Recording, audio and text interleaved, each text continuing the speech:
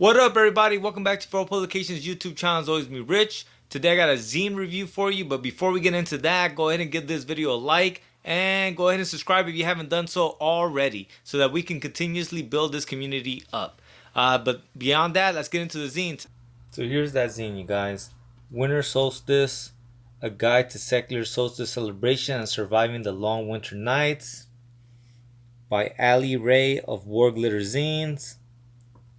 One of the things I love about Allie's zines, and this one is no different, is that there's always a very personal touch. Such as, you can tell that everything is handwritten. Even in here, right? Like, this is not a font from a computer. This is her handwriting. And it just makes for such a personal touch. Never mind the fact that you can tell this is homemade and personally bound. So, like, everything about this is just straight up DIY.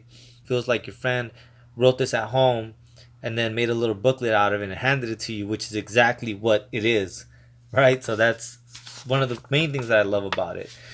Another thing I love about this zine is that there's science in it, and I like science. I like science fiction. People that like science fiction tend to like science because actual science is stranger than science fiction. So it's very funny and very scientific in the beginning, just kind of explaining what winter solstice is and where it comes from. And then it gets into more of a personal kind of situation where she begins to talk about ideas, right? Secular tips for celebrating winter solstice and beating back the winter blues. And she goes into this kind of personal Persian narrative about what she does and how it helps her. And then the thing I always talk about zines that I really enjoy is when it's kind of interactive.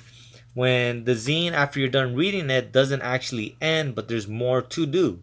And this is one of those zines because at the end of it, she talks about her last tip is make winter mixes, where she basically makes mixtapes or mixed CDs, but I guess nowadays they're Spotify playlists.